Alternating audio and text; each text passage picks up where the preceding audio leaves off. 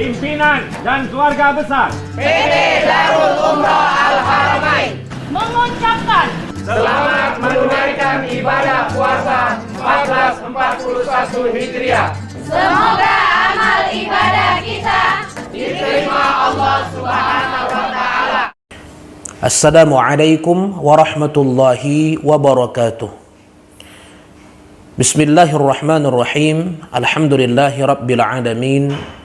Assalatu wassalamu ala sayyidina Muhammadin wa ala ali baitihi wa ashabihi ajma'in, amma ba'du. Ma'asyiral muslimin, para pemirsa Fadium TV yang dimuliakan Allah Subhanahu wa Ta'ala. Alhamdulillah, hari ini kita dapat melanjutkan kajian menjelang berbuka puasa. Mudah-mudahan kajian kita ini mendatangkan manfaat yang besar baik kepada pemirsa yang menonton, terlebih kepada saya yang menyampaikan. Kajian kita pada pertemuan kali ini adalah tentang hadis mengenai golongan orang-orang yang bangkrut di akhirat. Dalam hadis yang sahih diriwayatkan oleh Imam Muslim dari sahabat Rasulullah sallallahu alaihi wasallam yang bernama Abu Hurairah radhiyallahu anhu, dikisahkan bahwa Rasulullah sallallahu alaihi wasallam suatu hari sedang berdialog dengan para sahabatnya. Lalu Rasulullah sallallahu alaihi wasallam bertanya, "Atadruna manil muflis?" Tahukah kalian para sahabatku siapa itu orang muflis? Muflis secara bahasa maknanya orang yang bangkrut. Lalu para sahabat menjawab, "Al-muflisu fina man la dirham lahu wa la mata'." Orang muflis di kalangan kami ya Rasulullah adalah orang yang tidak punya dirham, tidak punya uang, dan tidak punya mata', tidak punya harta benda. Lalu baginda Rasulullah sallallahu alaihi wasallam menimpali apa yang dimaksud dengan muflis oleh baginda Rasulullah. Baginda sallallahu alaihi wasallam bersabda, "Al-muflisu min ummati," orang bangkrut dari kalangan umatku kata Rasulullah, "may ya'ti yaumal qiyamati bi salatin wa siyamin wa hajjin." Adalah orang yang ketika pulang ke kampung akhirat, alhamdulillah ternyata pahala amalan ritualnya seperti salat, puasa, haji ada. Dia salat, dia puasa, dia haji, dia zakat. Tapi sayangnya ketika di dunia dia juga melakukan kezaliman kepada orang lain. Dan kezaliman tersebut belum selesai sewaktu di dunia karena dia tidak minta maaf atau dia belum memulangkan hak orang lain yang dia ambil secara zalim. Rasulullah sallallahu alaihi wasallam melanjutkan, "Wa ya'ti qad syatama hadza." Ada orang ternyata dia punya dosa, pernah melakukan syatam, mencaci maki. Wa qadhafa hadza, pernah memfitnah orang. Wa akala mala hadza, dan dia pernah makan harta orang lain secara zalim, secara batil. Wa safaka dama hadza wa daraba hadza. Ada yang pernah memukul orang, menumpahkan darah orang lain. Ini setelah nanti ditimbang di mizan, di timbangan akhirat, dosa dan pahalanya. Sebelum dia dimasukkan ke dalam syurga atau dicampakkan ke dalam neraka, Allah akan mengumumkan kepada penduduk padang mahsyar, siapa di antara kalian yang pernah dizalimi oleh si fulan sewaktu di dunia. Kalau ada yang pernah dizalimi, ini tuntut balas sekarang. Siapa yang mau menuntut silahkan dituntut. Dan dijamin pada masa itu orang akan rame-rame menuntut kita, karena hari padang mahsyar itu hari yang mencekam. Orang semua ketakutan karena orang belum dihitung, belum dihisab apakah pahala timbangannya bakal lebih berat atau jangan-jangan dosanya jauh lebih berat. Maka orang akan datang dan ramai akan antri orang untuk menuntut balas kita. Allah akan bertanya, "Kenapa kau antri di sini? Apa sebab?"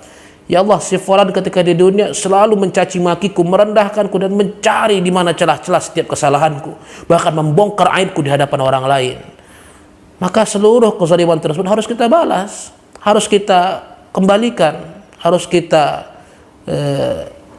bayar kezaliman tersebut. Bagaimana caranya? Fayu'ta hadza min hasanatihi wa hadza min hasanatihi. Si fulan akan dibayar dengan cara pahala kita itu akan dibayarkan kepada mereka sesuai dengan kadar kezaliman yang kita lakukan sewaktu di dunia kepada orang tersebut. Datang fulan yang lain, "Kenapa kau antri? Ada apa?" "Orang ini ya Allah, sewaktu di dunia dia telah melakukan qadzaf.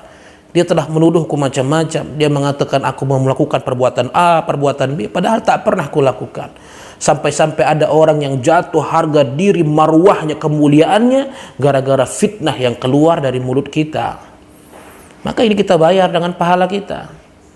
Ada yang antri lagi, kamu kenapa? Ya Allah, orang ini sewaktu di dunia zalim, memakan hak kami, memakan harta kami secara batil.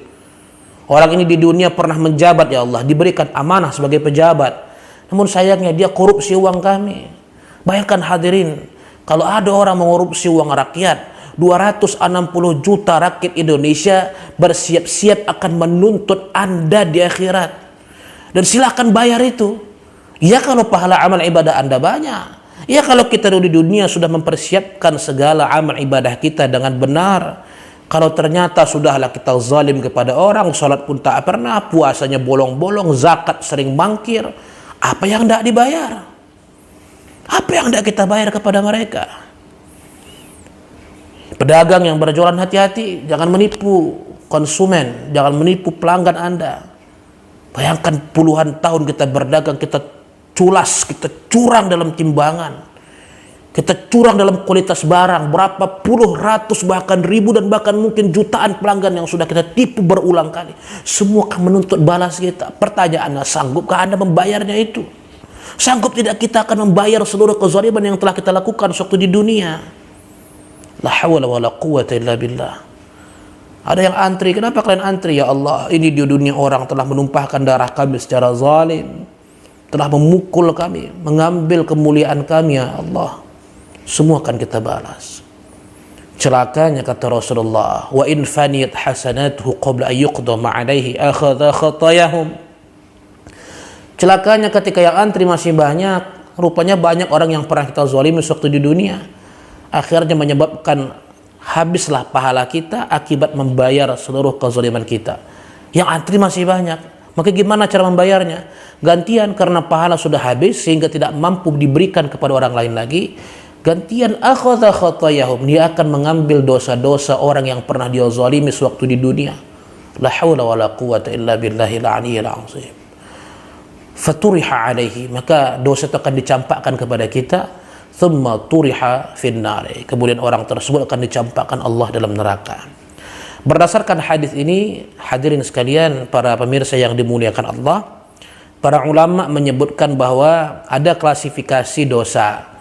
Pertama, sebagaimana kata Imam Nawawi dalam kitabnya Riyadhus Shalihin, al-ma'siyatu bainal 'abdi wallah wa bainallahi la tata'allaq bi haqqi adamiyyin.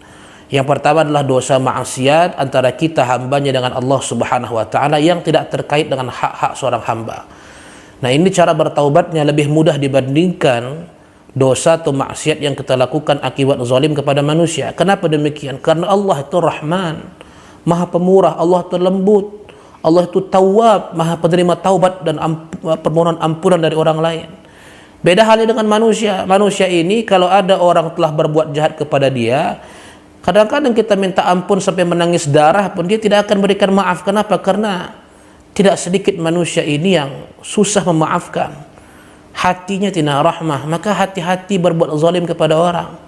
Makanya kata Imam Nawawi, apabila seseorang itu melakukan kezaliman kepada manusia, syarat taubatnya agar diterima oleh Allah ada 4. Yang pertama, ayyuqli'a 'anil ma'asiyah, dia mesti berhenti total dari maksiat.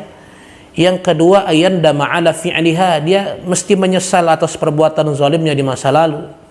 Yang ketiga, ayya'zima alla ya'uda ilaiha, dia mesti berjanji tidak akan mengulang kembali kezaliman yang sama. Baru yang keempat, ini yang paling berat, wa ayyabra'a an haqqi sahibiha, dia mesti melepaskan diri dari hak-hak saudaranya. Jadi kalau kita pernah makan hak orang lain secara zalim, wajib dipulangkan itu, baru dosa kita diampunkan oleh Allah Subhanahu wa taala. Kalau kita pernah makan harta saudara kita sendiri, ada orang mengambil hak waris saudaranya sendiri, dia bawa lari, dia makan semua harta warisnya itu. Dikiranya dia menang, dia menipu di pengadilan, akhirnya hakim memutuskan dia yang menang.